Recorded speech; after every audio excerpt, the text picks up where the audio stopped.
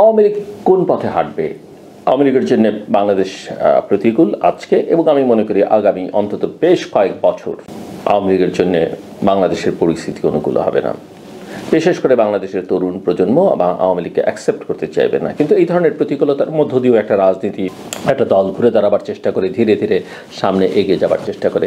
আওয়ামী লীগ নেতৃত্ব যদি মনে করে থাকেন যে সামনে নির্বাচনেই তারা ক্ষমতায় যাবেন বা বিরোধী দলে যাবেন বা ভালো একটা সংখ্যা আর আসন পাবেন, সেটা তাদের একদম ভুল ধারণা হবে। আওয়ামী লীগ, আমি মনে করি যে দুটো বিষয় এখানে। আওয়ামী লীগের নতুন নেতৃত্বকে অবশ্যই, যেহেতু দলটা আওয়ামী লীগ দলটা শেখ মুজিবুর রহমানের, দলটা শেখ হাসিনার, কাজে শেখ হাসিনার এক ধরনের এনডোর্সমেন্ট নতুন নেতৃত্ব লাগবে। সেই নেতৃত্ব করাপ নেতৃত্ব হোক, সেই নেতৃত্ব সন্ত্রাসী হোক, কিংবা সেই নেতৃত্ব একেবারে শুদ্ধ নতুন ভালো নেতৃত্ব হোক।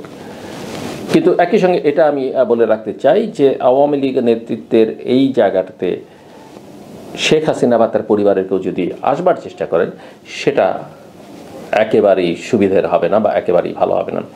আরেকটা বিষয়, এটা শুনতে খারাপ শোনা গেল এবং ইতিহাস থেকে যেটা বোঝা যায় যে আওয়ামী লীগের যে নেতৃত্বই আসুক না কেন, এক ধরনের সফট এন্ডোর্সমেন্ট হলো বা ব্লেসিংস হলো, ভারতীয় ব্লেসিংস তাদের দরকার হবে। এই দুটোর বাইরে গিয়ে আওয়ামী লীগ নতুন করে রাজনীতি শুরু করতে পারবে না। আমার মোটা দাগে যদি আমি শেষ কথা বলতাম, বা শেষের কথাটা আমি একটু আগে নিয়ে আসলাম।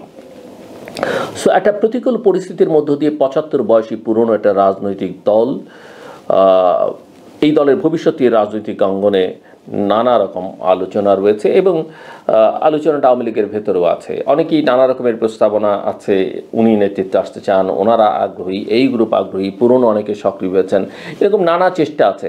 অনেকে টাকার সন্ধান করছেন যে দলকে গোছাতে হলে, নির্বাচন করতে হলে এত টাকা লাগবে, এই টাকাটা কোত্থেকে আসবে, সেই ভাবনা অনেকের মধ্যে আছে।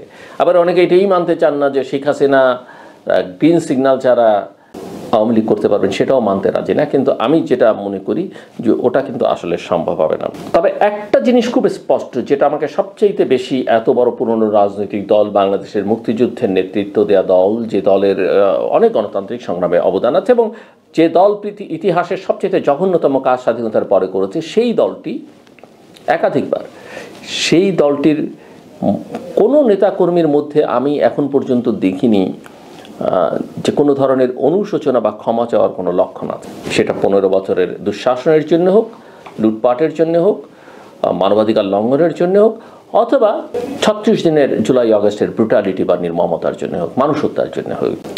বরং দলটি বিক্ষোভ, অবরোধ, এমনকি হরতালের মতো কর্মসূচি দিয়ে ঘুরে দাঁড়াবার চেষ্টা করেছে, কাজ হচ্ছে না। ডোনাল্ড ট্রাম্পকে ব্যবহার করবার কথা স্বয়ং শেখ হাসিনা বলছেন, কাজ হচ্ছে না। এই রিয়ালিটিটা তাদের মানতে হবে। এবং আমি অনেকের সঙ্গে কথা বলে দেখেছি, অনেকের কাছ থেকে শুনেছি যে তারা যে হরতালের অবরোধের কর্মসূচি দিল, এই কর্মসূচি নিয়ে পালিয়ে থাকা তৃণমূলের অনেক নেতাকর্মীও সন্তুষ্ট নন এবং তারা অনেক ক্ষেত্রে ক্ষুব্ধ এবং তারা মনে করেন দেশের বাস্তবতা বিবেচনায় নিয়ে হরতাল অবরোধের মতো কর্মসূচি দেয়া হচ্ছে এবং যা হাস্যরস সৃষ্টি করেছে। যে ধারণাটা একদিন ছিল যে বিএনপি ক্ষমতায় গিয়ে ভালো, কিন্তু আওয়ামী লীগ ক্ষমতায় যত না শক্তিশালী তার চাইতে দল হিসেবে, যদিও শেখ হাসিনা ১৫ বছর দেশ শাসন করতে গিয়ে আওয়ামী লীগকে খুব ব্যবহার করেননি, ছাত্রলীগকে লাঠিয়াল বাহিনী হিসেবে ব্যবহার করেছেন, যুবলীগকে ব্যবহার করেছেন, মূলত তিনি প্রশাসন, পুলিশ, নিরাপত্তা বাহিনীকে ব্যবহার করেছেন। সো আওয়ামী লীগ সাধারণভাবে ধারণা যে রাজপথে অনেক শক্তিশালী, আন্দোলন সংগ্রামে অনেক শক্তিশালী। এবার প্রমাণিত হলো যে আওয়ামী লীগের ডাকে কেউ কথা শোনে না, একজনও না, কর্মসূচির ছিটে ফোটাও পালিত হতে দেখা যাচ্ছে না। কাজেই এটা একটা বড় শিক্ষা আওয়ামী লীগের নেতৃত্বের জন্য। এবং আওয়ামী লীগের সংগঠিত হবার চেষ্টায় জাতিসংঘ মানবাধিকার কমিশনের প্রতিবেদনকে একটা বড় ধাক্কা হিসেবে দেখছেন অনেকে। মানবাধিকার এটা যেমন দেখছেন, এই তথ্যানুসন্ধান কমিটি একদিকে যেমন ইনক্লুসিভ ইলেকশনের কথা বলেছে, আওয়ামী লীগকে ইলেকশন থেকে দূরে রাখা, ব্যান করার বিপক্ষে বলেছে, কিন্তু আওয়ামী লীগ সম্পর্কে যে চিত্র তুলে ধরেছে, সেই চিত্রই আসলে আওয়ামী লীগকে জনগণ থেকে আরও দূরে সরে ঠেলে দিয়েছে। বাংলাদেশ সরকার যতটা না পেরেছে, সাধারণ মানুষ, আমাদের প্রত্যেকের তো অভিজ্ঞতা আছেই কী হয়েছে, তার চেয়ে বেশি জাতিসংঘের ওই রিপোর্ট মানুষের মন থেকে আওয়ামী লীগকে আরও দূরে সরিয়ে দিয়েছে। তো আওয়ামী লীগের ভবিষ্যৎ নিয়ে একদম চরম অনিশ্চয়তা আছে এবং তবে তারা রাজনীতিতে ফিরবে না, ফিরতে পারবে না, ফিরতে যাবে না, এটা হলপ করে কেউ বলতে পারে না। আমি অন্তত বলতে চাই না। আওয়ামী লীগের আগে অনেক সংকটে পড়েছে। প্রদীপ জ্বালিয়ে আমেনা বেগম আওয়ামী লীগের অফিস টিকিয়ে রেখেছিলেন। জোহরা তাজউদ্দিনের কথা, কামাল হোসেনদের কথা জানি, তারা কিভাবে আওয়ামী লীগকে রক্ষা করেছেন একটা সময় সংকটময় মুহূর্তে। কাজেই আওয়ামী লীগের ইতিহাসে ৭৫-এর পরে এই একই ঘটনা ঘটেছে। শেখ মুজিবুর রহমান মারা গেছেন, হত্যাকাণ্ডের শিকার হয়েছেন, পুরো পরিবার মারা গেছে, কাউকে কাঁদতে দেখা যায়নি, কাউকে ক্ষোভ প্রকাশ করতে দেখা যায়নি। কোথায় সেই বড় দল? এত অপকর্ম করে যখন আর কারো নৈতিক মনোবল থাকে না সেই দলের পক্ষে দাঁড়াবার জন্য, যদিও দু একজন ছিটে ফোটা চেষ্টা করেছেন, কাদের সিদ্দিকী সহ অন্যান্যরা। সো দলটির শাসন ক্ষমতার পতন এবং পরিণতির ধরনটা এবার কিন্তু অন্যবারের চেয়ে আরও ভিন্ন। একটা ছাত্র জনতার গণ অভ্যুত্থানের মধ্যে আওয়ামী লীগ সরকারের পতন হয়েছে, শেখ হাসিনা পালিয়ে গেছেন এবং গণহত্যার অভিযোগ তৈরি হয়েছে। মুক্তিযুদ্ধের নেতৃত্ব দলটি আওয়ামী লীগের জুটেছে একটা ফ্যাসিবাদের তকমা। ফ্যাসিস্ট বলতে শেখ হাসিনা, ফ্যাসিবাদী রাজনৈতিক দল বলতে আওয়ামী লীগ। সো বাংলাদেশের ইতিহাসে কোনো সরকারের পতনের পর নেতাদের, শুধু শেখ হাসিনা না, বহু নেতা পালিয়ে গেছেন, এই নজির কিন্তু কখনো দেখা যায়নি। অন্তর্বর্তী সরকারের দিক থেকে, প্রফেসর মোহাম্মদ ইউনূসের সরকারের দিক থেকে গণ অভ্যুত্থানে হত্যাকাণ্ড বা হত্যার অভিযোগে শেখ হাসিনা আওয়ামী লীগের শীর্ষ পর্যায়ের নেতাদের বিচার দ্রুত এগিয়ে নেওয়ার চেষ্টা রয়েছে। দলটিকে নিষিদ্ধ করবার দাবিও নতুন করে সামনে এনেছে বৈষম্য বিরোধী ছাত্র আন্দোলন এবং জাতীয় নাগরিক কমিটি, যেটা মূলত নতুন যে রাজনৈতিক দল হবে তারই একটা ছায়া রাজনৈতিক দল। এরকম একটা পটভূমিতে আওয়ামী লীগের নেতাকর্মীরা খুব সহসাই দলে রাস্তায় নেমে আসবেন সেই মনোবল তাদের আছে বলে আমার কিন্তু মনে হয় না। এবং সরকারের পতনের দিন গত বছরের 5ই আগস্ট এবং এর 6 মাস পূর্তিতে এসেও ঢাকার ধানমন্ডি 32 নম্বরের শেখ মুজিবুর রহমানের বাড়ি, ঐতিহাসিক বাড়ি, আমাদের মুক্তিযুদ্ধের সঙ্গে সম্পর্কিত যে বাড়ি, সেই বাড়ি পুড়িয়ে দেয়া, ধ্বংস করে ফেলা, ভেঙে ফেলা হয়েছে। সারা দেশে নেতাকর্মীদের স্থাপনায় হামলা, ভাঙচুর, অগ্নিসংযোগ করা হচ্ছে। কোনো রকমের প্রতিরোধ আমরা কিন্তু দেখতে পাইনি। এবং সেই দৃশ্য হজম করা এবং আক্ষেপ করা ছাড়া, চেয়ে চেয়ে দেখা ছাড়া আওয়ামী লীগের নেতাকর্মীদের দেশের ভেতর থেকে বাইরে থেকে কিছুই করবার নেই। এখন সক্রিয় সব রাজনৈতিক দল তাদের বিরুদ্ধে রয়েছে, সকল রাজনৈতিক দল।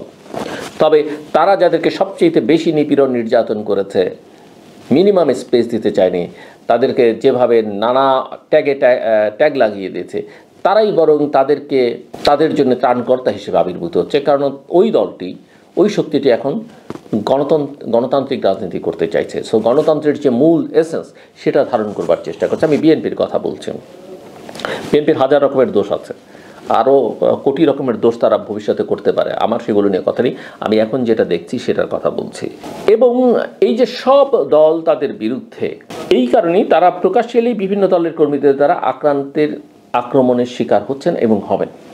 সাধারণ মানুষ তারা হবেন এবং লোকে তাদের চোখে তাদেরকে সবচেয়ে বড় কথা আক্রমণ করুক আর না করুক, ঘৃণার চোখে দেখবে, ঘৃণা। এবং ঘৃণার চেয়ে শক্তিশালী অস্ত্র বোধ হয় আর কিছু নেই। এবং এর মধ্যে রয়েছে তাদের গ্রেপ্তার আতঙ্ক। এবং এই প্রতিকূল পরিবেশে তাদের প্রকাশ্যে আসার সুযোগ আছে বলে আমি মনে করি না। দীর্ঘ সময় ক্ষমতায় থাকার পর তাদের কাছে এটা একটা ভিন্ন বাস্তবতা। কাজে আওয়ামী লীগকে ব্যান করতে হবে, নির্বাচন থেকে দূরে রাখতে হবে, ঘোষণা দিয়ে নিবন্ধন বাতিল করতে হবে, এগুলো করবার দরকার নেই। মানুষ হচ্ছে বড় শক্তি, মানুষকে সিদ্ধান্ত গ্রহণ করবার ক্ষমতা দিই, মানুষই তাদের ছুঁড়ে ফেলে দেবে। মুসলিম লীগের মতো দল কোথায় গেছে? অস্তিত্ব খুঁজে পাওয়া যায় না। আওয়ামী লীগের চেয়ে কম শক্তিশালী ছিল না, বরং একসময় শক্তিশালী ছিল। তো ছাত্র জনতার আন্দোলনের সঙ্গে সম্পৃক্ত পক্ষগুলো থেকে আওয়ামী লীগের নেতৃত্ব বদলের চাপ একটা রয়েছে।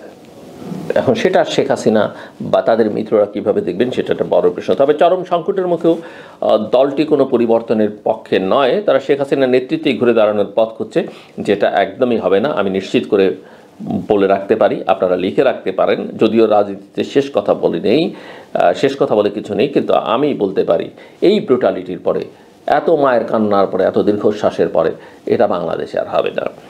দেশে এবং বিদেশে পালিয়ে থাকা সব পর্যায়ের নেতাকর্মীরা এই ব্যাপারে একই অবস্থানে রয়েছেন বলে এখন পর্যন্ত মনে হচ্ছে। এই নেতাকর্মীদের, আওয়ামী লীগের অনেক ত্যাগী নেতাকর্মী আছেন, দেশের জন্য অনেক কিছু করেছেন, তাদের আসলে এটা বোধের মধ্যে আনতে হবে। তাদের যুক্তি হচ্ছে শেখ হাসিনার নেতৃত্ব ছাড়া বিপর্যস্ত দল ঘুরে দাঁড়াতে পারবে না, এমনকি তাদের দলে বিভক্তিও আসতে পারে। আওয়ামী লীগে কিন্তু ইতিপূর্বে একাধিকবার বহু বিভক্তি এসছে, কিন্তু দল কিন্তু মূল ধারাটা থেকেই গেছে। এবং শেখ হাসিনার নেতৃত্ব ছাড়াও আওয়ামী লীগ কিন্তু একসময় টিকে ছিল, ঘুরে দাঁড়িয়েছে। এটাও কিন্তু আমাদের মাথায় রাখতে হবে। 70s কথা আমরা স্মরণ করতে পারি। সো দলের অস্তিত্ব রক্ষা করতে নেতৃত্ব নিয়ে তাদের বিকল্প চিন্তার কোনো সুযোগ নেই, কিন্তু আওয়ামী লীগ এই জায়গায় ঠেলে দিয়েছে, এই জায়গায় নিয়ে এসেছেন কিন্তু শেখ হাসিনা এতটা বিপর্যস্ত অবস্থার মধ্যে। সো ক্ষমতায় থাকার সময় বিরাজনীতি করবার কারণে শেখ হাসিনা সদীর শীর্ষ নেতৃত্ব রাজনীতি থেকে বিচ্ছিন্ন হয়ে পড়েছিলেন। শেখ হাসিনা নির্ভর করেছিলেন, আমি আগেই বলেছি, প্রশাসনের উপরে, পুলিশের উপরে এবং অন্যান্য নিরাপত্তা বাহিনীর উপরে। দলটা এই কারণেই দুর্বল হয়েছে এবং এসব কারণে ভয়াবহ পরিণতি দেখতে হচ্ছে তাদের, এবং এখন দল একটা অস্তিত্বের সংকটের মধ্যে আছে। সর্বশেষ দেখলাম একজন উপদেষ্টা, তিনি বলছেন যে যারা আওয়ামী লীগ করেছেন কিন্তু কোনো প্রকার অন্যায় এবং গণহত্যা কিংবা অপরাধের সঙ্গে যুক্ত নন, তারা ক্ষমা চেয়ে আবার মূলধারায় স্বাভাবিক অবস্থায় ফিরে আসতে পারেন। সেই জায়গা থেকে যদি কেউ স্থানীয় সরকার নির্বাচন করেন তাতে কোনো বাধা নেই। এখানেও একটা অসৎ উদ্দেশ্য আছে। আপনি জানেন যে কেন স্থানীয় সরকার নির্বাচন আগে চাওয়া হচ্ছে, কেন এই যে ভেঙে দেওয়া ইউনিয়ন কাউন্সিলগুলোর কাউন্সিলরদের সঙ্গে তারা বৈঠক করতে চাইছেন বা তাদেরকে নির্বাচনে ডাকতে কেন, তারা মনে করছেন এই আওয়ামী লীগের লোকজনকে নিয়ে তারা দল করবেন এবং ক্রিম খাওয়া যা করার তারা এটা করবেন। এর মধ্যে কোনো সৎ আকাঙ্ক্ষা আছে বলে আমার কাছে মনে হয় না। এবং ওই যে বৈষম্য বিরোধী ছাত্র আন্দোলন এবং জাতীয় নাগরিক কমিটির নতুন রাজনৈতিক দল গঠন করছে, এক্ষেত্রে তাদের বড় ইস্যু হচ্ছে দৃশ্যত ফ্যাসিবাদ এবং আওয়ামী লীগ বিরোধিতা করা। কিন্তু আওয়ামী লীগের কেউ যদি ঢুকে পড়ে, এবং যেহেতু তারা এখন প্রধান প্রতিপক্ষ ইতিমধ্যেই গত 6 মাসে বিএনপিকে বানিয়ে ফেলেছেন, সে ধারাটাকে তারা শক্তিশালী করতে চাইবে। শিবির যেমন ছাত্রলীগে ঢুকেছিল, কারণ আওয়ামী লীগ যদি এই বৈষম্য বিরোধী আন্দোলনের মধ্যে বা তাদের নতুন রাজনৈতিক দলে আমরা তাদের কাউকে দেখতে পাই, অবাক হবার কিছুই থাকবে না। এবং এটা বোঝাই যাচ্ছে তারা বিভিন্ন, এমনকি বিএনপির যারা পদবঞ্চিত হবেন, নমিনেশন বঞ্চিত হবেন, তাদেরকেও তারা অনবোর্ড করবার চেষ্টা করবেন। সো আওয়ামী লীগের নিষিদ্ধ করার চাপটা আসলে অন্য দিক থেকে একটা আলাদা ফায়দা লোটার চেষ্টার অংশ হিসেবেই আমি মনে করি। এবং দল নিষিদ্ধ হলে আইনগত দিক থেকে তাদের তৎপরতায় বাধা দেওয়া সহজ হবে সরকারের জন্য, কিন্তু বিদেশে থাকা দলটির নেতারা মনে করেন এতে তাদের প্রতি মানুষের সহানুভূতি বাড়বে, আন্তর্জাতিক মহলেও তাদের জন্য সুবিধা হবে। এই যে বলছিলাম যে জাতিসংঘের প্রতিবেদন একটা বড় ধাক্কা হিসেবে কাজ করেছে। জাতিসংঘের মানবাধিকার কমিশনের প্রতিবেদনে যেখানে বলা হয়েছে যে ছাত্র জনতার আন্দোলনে হত্যা এবং নির্বিচারে গুলির একাধিক বড় অভিযান হচ্ছে ক্ষমতাচ্যুত প্রধানমন্ত্রী শেখ হাসিনার নির্দেশ এবং তদারকিতে। এবং এই প্রতিবেদন আন্তর্জাতিকভাবে আওয়ামী লীগের জন্য ক্ষতিকর হবে বলে আওয়ামী লীগের অনেক নেতাই মনে করেন। তারা মনে করেন, একজন নেতা তো বিবিসিকে বলেই ফেলেছেন যে জাতিসংঘের মানবাধিকার কমিশনের প্রতিবেদন নিয়ে তাদের কিছু প্রশ্ন রয়েছে।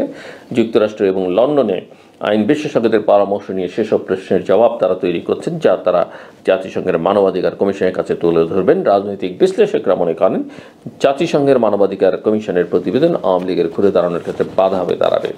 সো অন্তর্বর্তী সরকার এবং আন্দোলনের পক্ষগুলো যত বেশি ভুল করবে, আওয়ামী লীগের রাজনীতি ফেরত আসার সুযোগ তত বাড়বে। এই কথা আমি বহুবার বলেছি। কিন্তু যত কিছুই হোক না কেন, নেক্সট 5, 10, 15 ইয়ার্স আওয়ামী লীগের জন্য ক্ষমতায় আসা খুবই কঠিন হবে, যদি না যারা ক্ষমতায় থাকবেন এবং আসবেন ভবিষ্যতে তারা বড় কোনো ভুল করেন, এমনকি আওয়ামী লীগের মতো অপরাধ করেন। আমি বিশ্বাস করতে চাই যে আমাদের রাজনৈতিক দলগুলো ওই পথে আর হাঁটবে না। আমার কথা শুনবার জন্য অনেক ধন্যবাদ। আপনাদের সবার জন্য শুভকামনা। নিরাপদে থাকবেন, ভালো থাকবেন।